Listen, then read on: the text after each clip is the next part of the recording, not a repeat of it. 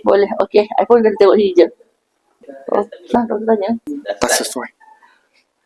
Dulu macam mana? Boleh, Yes, I rasa macam ni tak. Ni kan macam arrogant sikit. Ada. You jangan. I know. You cannot.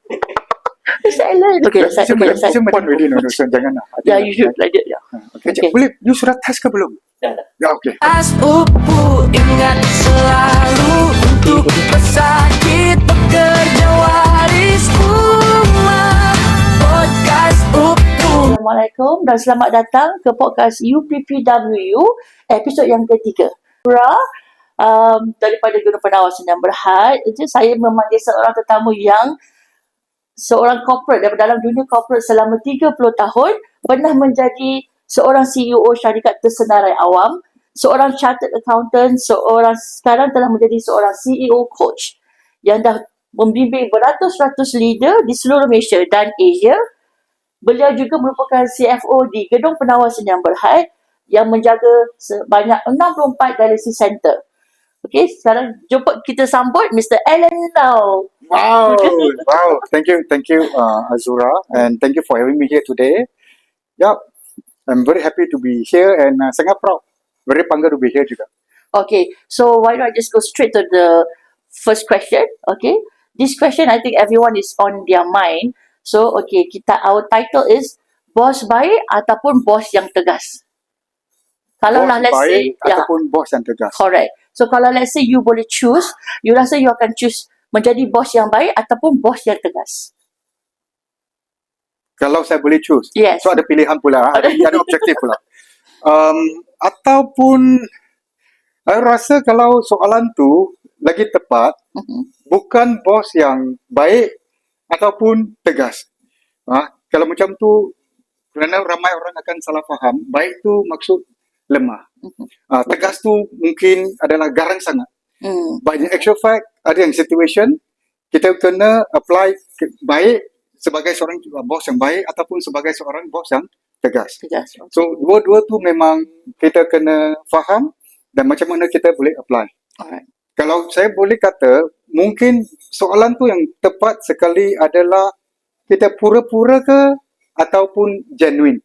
Saya rasa itu lagi ini. Because I think nak jadi seorang sebagai pemimpin mesti dihormati.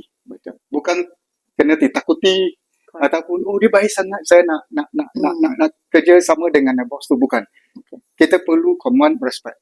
I think that is the key. Okay, lebih kepada dihormati lah maksudnya. Ya, dihormati. Ya, betul. Baik. Alright, selama 30 tahun di bidang corporate ni, termasuklah sebagai seorang CEO, boleh tak you kongsi satu experience you kan, satu momen dalam career you yang you terpaksa pilih sama ada you jadi bos yang baik ataupun bos tegas. Maksudnya you genuine ataupun pura-pura lah dalam career you selama 30 tahun tu. Wow, actually memang, Azura, that is a very powerful question. Memang ada banyak keadaan macam tu. Bukan satu dua kali. Because sebagai seorang leader, especially corporate punya leader, for example, ada corporate restructuring, ada cost optimization measures, ada macam-macam punya inisiatif kan yang dilaksanakan oleh company. So, kebanyakan, kalau saya boleh ni kan, turn back the clock and fikir, actually what I should say is that in those situations, it's not about bos yang baik ataupun bos yang tegas. Because sometimes whether bos yang baik ataupun bos yang tegas, objektifnya sama je. What we need to do is that deliver message tu dengan tujuan yang baik, niat yang baik. I think that is very important. We can do it in a very soft way or we can do it in a very hard way. But objektifnya adalah what is the goal and the objective behind the initiative. So many times, of course, when I was younger, dengan sekarang lain. When I was younger, for example, the moment the KPI is set, I would say, hey, this is the KPI. Semua orang kena ikut. Okay? Kalau deadline, for example, sebagai seorang accountant, kalau deadline tu is next Tuesday. Tak boleh delay lagi. Cannot delay lagi. But sekarang, I will explain why. Why it has to be Tuesday? Because deadline is still a deadline. They have to comply. Betul. But sebelum ni, I tak ada explain. But sekarang sebagai seorang pemimpin yang efektif, in actual fact, we need to explain if there is something that for us to need to follow ataupun we need to comply, what is the reason behind of this objective? So I think that is very important. Okay. Maknanya ia juga bersesuaian dengan keadaan semasa lah sebenarnya. Macam you cakap tadi, corporate restructuring and then cost optimization. Maksudnya untuk jadi seorang bos tu bukan kena jadi yang baik atau kena jadi yang tegas. Sebab setengah situasi tu perlukan dua-dua, tapi depends on the situasi pada masa tersebut lah. Of course, as a younger leader, we tend to be tegas a bit lah. Okay. Because we want to sometimes you secara tersengaja you show the power kan. But in actual fact, we always need to explain the reason behind the objective. Yeah. I think that is very important. So when members ataupun staff tu dia faham, in actual fact sama ada garang ke, sama ada tegas ke ataupun sebagai seorang pemimpin yang baik ke, actually they would understand. Right. Thank you for that. Okay, but then during that experience lah, is there any kesilapan yang you rasa kalau you boleh go back time, you nak tukar balik? Maksudnya you mungkin ada marah, melepaskan geram ke apa, menjadi bos yang betul-betul tegas pada masa tersebut. Well, I think this is a very good reflection question. You see, all of us are hired because of technicality. That's why we become an accountant kan. Your technicality. But in actual fact, jadi sebagai seorang pemimpin, bukan kata baik ataupun tegas, tapi efektif. Alright. Okay. These are the three factors that we have to pay attention to. Alright. Number one, relational capability, conversational capability, and also emotional capability. So if I can turn back the clock, I will definitely look at these three aspects. Bukan saja you kena buat ni, you kena buat tu, but I need to address the emotional part and how I converse with them. Dan juga we need to earn trust from the staff, and therefore the relational capability between me and the staff and the peers also equally important. Okay, kita boleh take note semua orang. Kita kena ambil these 3 points actually untuk menjadi seorang bos yang baik. Dan untuk bukan saja saya tahu bukan saja untuk bos ataupun sebagai seorang pemimpin, but juga untuk for the staff that is looking for the corporate ladder. So they always place emphasis on technical kan. Yes, but in actual fact, apart from technical, communication juga. Communication, which is the conversational. Yes, communication can be non-verbal and verbal. Correct. But I'm a person who really emphasize a lot on conversational.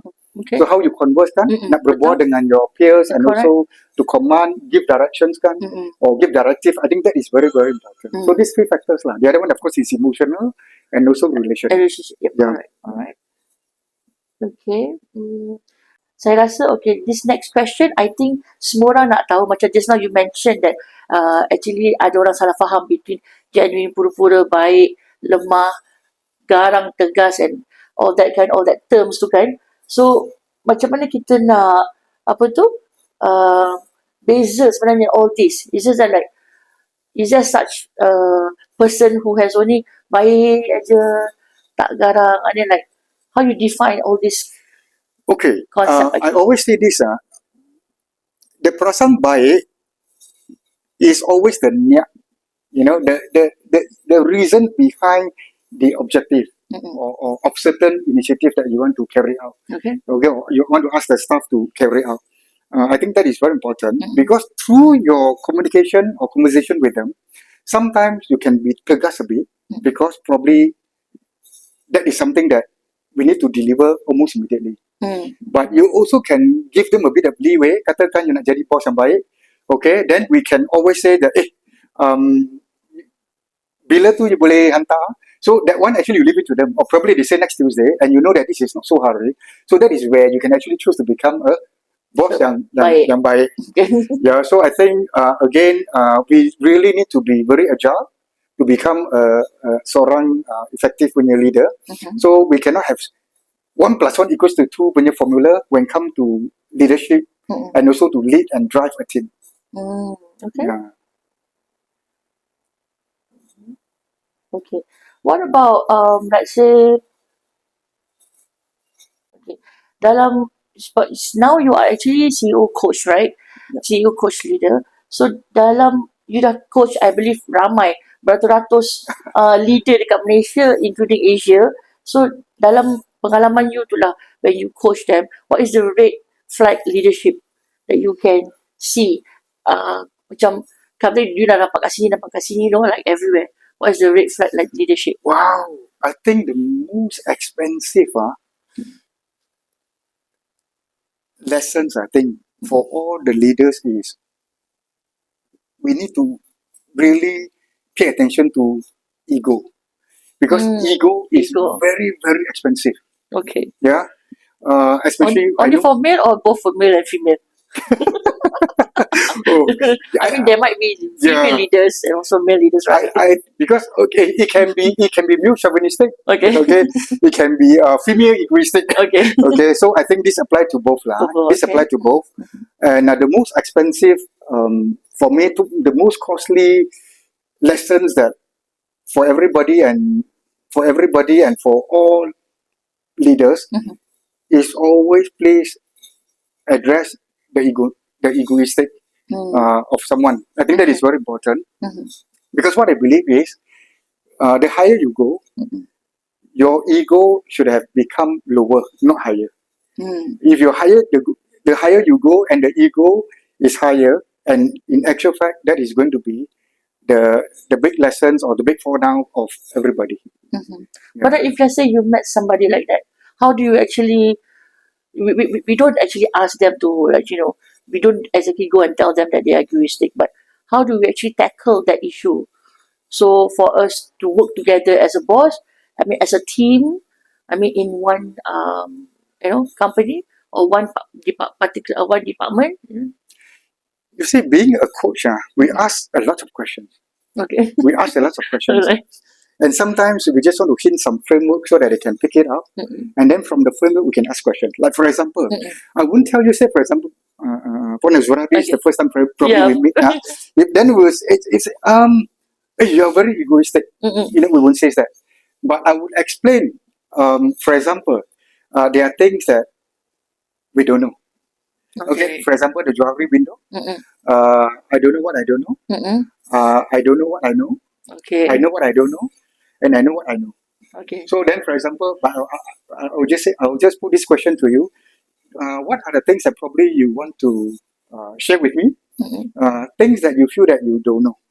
Of course, he or she may not able to share because it's something that they don't know. Yeah. But I already covered the other three quadrants. Okay. Then I will start again. What about this? What about that? What about it? Okay. So actually they will start reflecting. Okay. And probably this is how I can actually bring in the perspective of me on this particular person. Okay. Dari segi egoistic. Okay. All right. So I think then only that person also feel More relaxed and more willing to because that explain further, open up meaning. Correct. Yeah. Yes. Okay. Okay. For now, I think now the most viral one is actually for the staff. They resign by quiet quitting.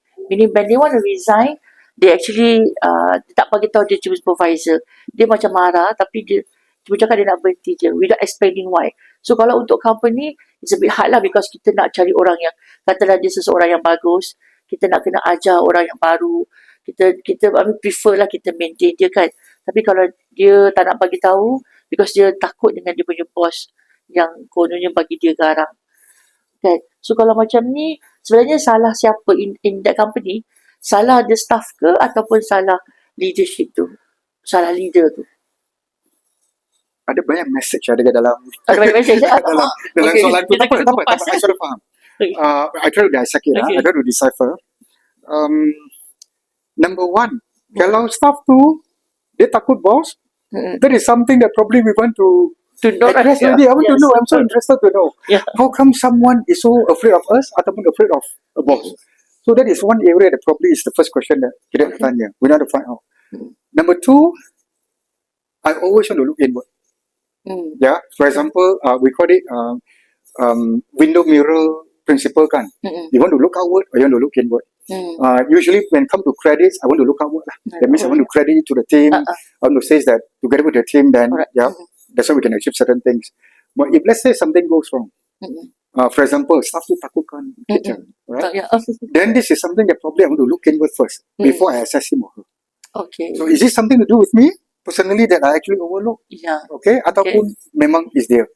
If let's say it is me, then this is something that I need to set good example. I need to address myself first. That's why I made everybody to so scared of me. Okay, so Bos and Tegas, like what you say lah. If let's say it is not my issue, after assessing myself, I always want to have this insightful conversation one-to-one with all my staff.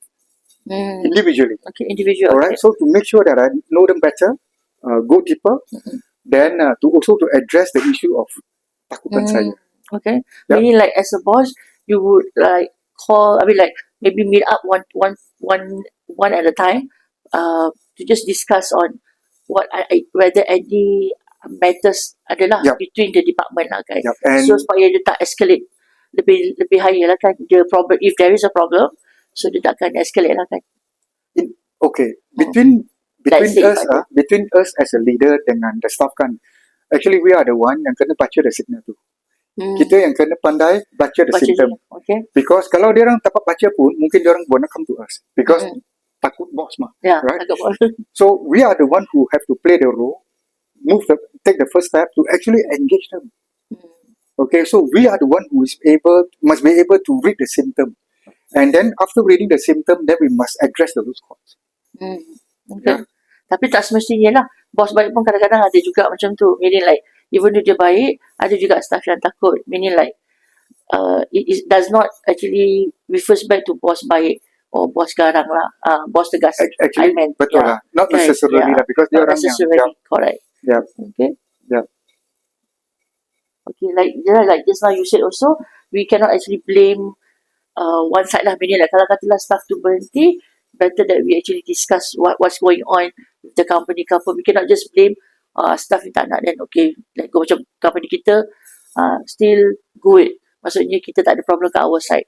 Like you said just now, we have to actually look back into our leadership, whether kita ada salah ke, then only you go dekat the staff, betul? Actually betul lah. Because when I'm having this second thought while you are explaining your perspective, you see, whether the staff actually is doing their job or not lah, dia dari 3 aspek lah for me. One is we want to look at the perspective of dia punya functional KPI. Alright. Secondly is dia punya competencies. Okay. Number 3, my biggest concern is always the behavior. Okay, so behavioral assessment. So this is very important. If you're talking number 1, number 2, we can train him, we can coach him or her. Okay, we can always coach them, we can always train them. That to me can be easily done in relative term compared to the third one, which is behavior, or some of us like to use the word attitude. But attitude is something that we cannot see and touch, but behavior we can see. So this is one thing that probably only through that conversation, the intimate conversation ataupun the insightful conversation, then only we can identify this issue. And with this issue, then we know, okay, so it's not quantitative issue, it's qualitative. So this is where we have to step in immediately to change the head to become, instead of a boss, we become a coach. Yeah. Okay. Right. Alright. Okay. Another issue for the company, macam sekarang for us to you as a certified KPI practitioner, I would say that, right? You are? Okay. So like how kita nak define the difference between KPI toxic and KPI yang sihat? Meaning like, because we, for the staff, of course kita ada KPI, they have their own KPI, right? So how do you actually differentiate between KPI sihat and KPI toxic? KPI toxic or KPI sihat probably bukan defined by us sometimes. It has to be defined by the one who receive the KPI. That means the one who actually need to achieve the KPI. Betul. Okay. Now, if let's say the alignment tu tak betul, katakan the alignment tu tak betul, and we don't have enough conversation with this person, that a good KPI, a KPI yang sihat akan jadi a KPI toxic juga. Because dia tak faham. Okay. Alright. Like for example, this year we need to achieve say 10 million. Okay. But you do not explain or do alignment with them effectively. Okay. What is in for them? Correct. Right? That means the reward, the compensation scheme, and stuff like Yeah. that. Okay. And the project, the objective of the company that moving forward in the next 3 to 5 years, the bigger picture. If they do not understand, even a very powerful KPI pun, ataupun yang kita selalu cakap KPI sehat, akan jadi KPI toxic juga. Okay. But on the other hand, if they understand why this KPI to the company is so important, Okay. and to them also is so important, and when they can achieve those KPI, and what is in for them, incentive ke, bonus ke, perks ke, whatsoever, that is something that we need to define with them, even before, not when it comes to year end, betul. probably it's beginning of the year. Then, no matter how tough, not toxic, no matter how tough a KPI is, they will still see this KPI is a very healthy one. Okay. Because there is something for them to actually achieve, and probably it's a stretch goal to challenge them to become even the better staff. The better stuff. Yes, correct. Yeah. Okay. Okay. So meaning actually there's no difference. Basically, the toxic is actually the staff side lah, like you mentioned just now. Because if, like you said lah, if we don't have a clear picture of the company's objective or company's milestone, so we as a staff also macam blur, or we can say confused. So hence for us it's like toxic lah, because kita tak tahu mana nak pergi. I think number one, we take one step back, actually is clarity first. Clarity first. We Yes. ourselves must be very clear of what we want to achieve. Okay. So number one is clarity, lepas tu baru you boleh buat alignment. Then number 3 will be the discipline execution. So you have to execute it Okay. every day, daily, to make sure that the KPI is achieved. So, but before even talking about KPI and alignment, the clarity is very important. Yes, correct. Yeah. Okay. All right. So we are actually running out of time, Mr. Alan. Can you summarize the whole thing that we discussed from the starting until the end here? Like, which kind of a leader that you would like to be? Based on the point just now, which is Bos Baik ataupun Bos Tegas. I think a good leader, as I define, is to build more leaders. So we must understand one thing, although the company, the P&L, profit and loss account, is always dictated or run by numbers. But who are behind the numbers? Actually are people. Yes. So in order for us to become an effective leader, or we consider ourselves as a good leader, we need to also build more effective and good leaders. Yeah, so that they also can impact and also inspire others to become good leaders as well. Okay.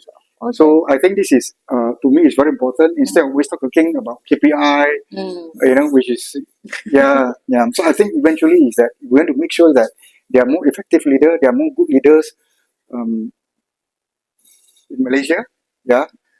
I think this is very important, or in our environment. I think this is very important. Okay. All right. Thank you, Mr. Alan, for your sharing, which is very honest actually from just now. Okay. For semua pendengar, if you all nak tahu more about Mr. Alan now, or you want to connect with him, please visit his website, the social media, or also TikTok ID, ada Instagram ID. Then jangan lupa follow our Gedung Penawar podcast for next episode.